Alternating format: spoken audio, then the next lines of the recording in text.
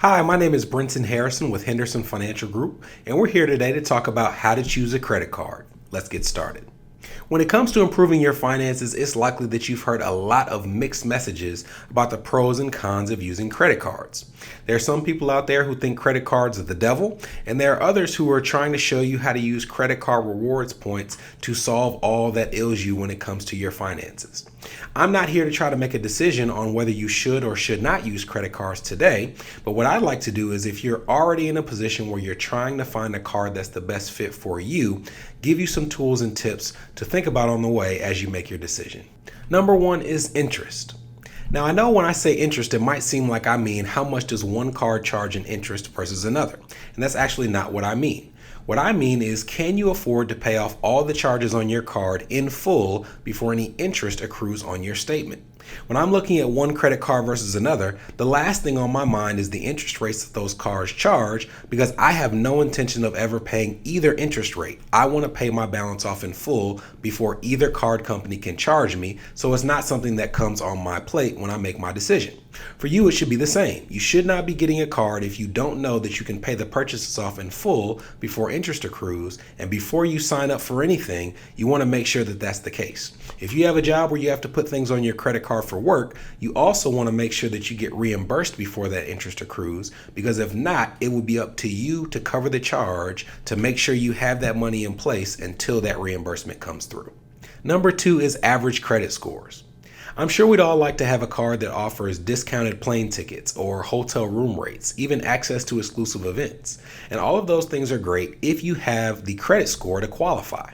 In most cases, the more robust the credit card offer and the credit card rewards, the higher your FICO score has to be to qualify in the first place. And you might find that these companies will even post the average credit score that's held by their clients. So if you see that the average cardholder has a credit score in the 750 range and you're in the 600 range, don't fool yourself by applying for that card. Credit inquiries make up 10% of your FICO score, and when you apply for a card that you don't get, you ding that part of your score and you don't even get the benefit of using the card in the first place. You'll even find that some credit monitoring services, such as Credit Karma, will tell you the odds of you being approved for that card based on your particular score. So check out all of that information before you apply to make sure you get yourself the best chance of being approved. Number three is rewards multipliers. When people talk about how they can use credit cards to benefit your finances, typically they're talking about rewards multipliers. And that means that your credit card company is giving you more credit for purchases you make in some specific areas. As an example, your credit card company may say that if you buy a pack of gum at the gas station, you get 1 point for every dollar that you spend. But if you spend that dollar at the grocery store, they may give you 2 or 3 or 4 times credit for every dollar you spend on groceries. Now, what you want to do is find a card that gives you multipliers for things that you have to purchase frequently, not just things that you purchase frequently. I'll tell you the difference. You have to buy groceries. So a card that on the surface gives you 2-3 times points for things that you buy at the grocery store may be a good fit for you. But you don't have to buy frivolous purchases like clothes that you don't need, or Amazon, or anything that doesn't add or benefit to your finances.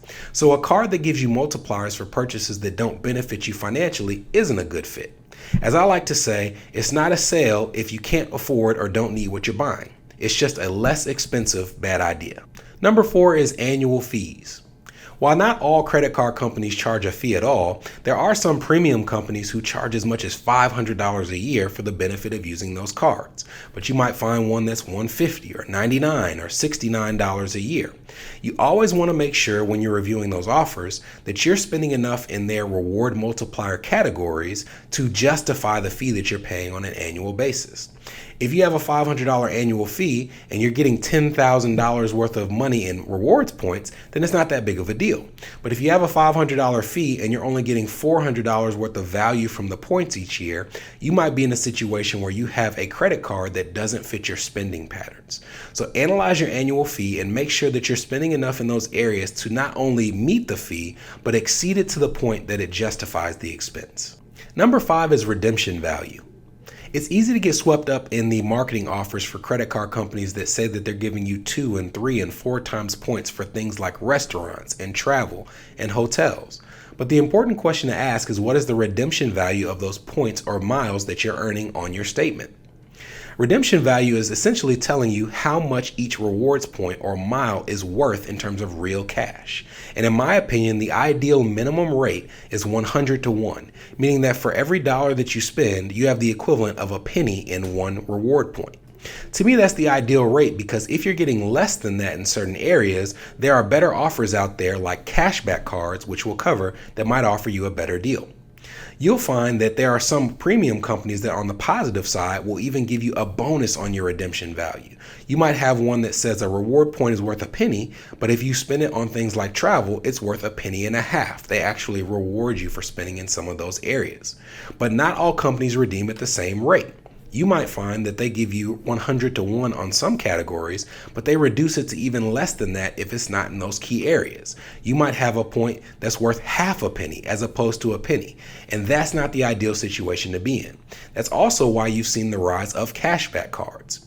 Cashback cards are credit cards that instead of giving you a reward point, they give you an actual cash rebate or refund based on a percentage of your purchase. You can use that refund to pay down your statement, to cover future purchases, or even to get that money in cash as a check.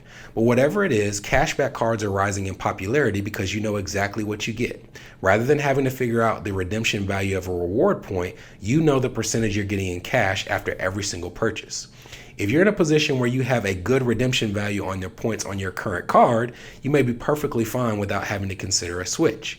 But if you're having trouble figuring out the redemption value, or you find that you're getting less than a penny's worth of credit for some of those rewards points in different categories, it may be worth considering a cashback card as well. Like I said, there will always be people on either side of the fence when it comes to credit cards. There are people who see no value in them at all, and then there are people who maybe just like credit cards and like using the rewards. And there are people where by nature of their income or their job have to have credit cards and benefit from them greatly. No matter where you stand in the argument, if you are in a position where you're choosing between credit cards, please use these tips as a few ways you can make sure you're putting yourself in the best position for you or for you and your family. Hope you guys appreciated this video. We're going to keep them coming, and we'll see you soon.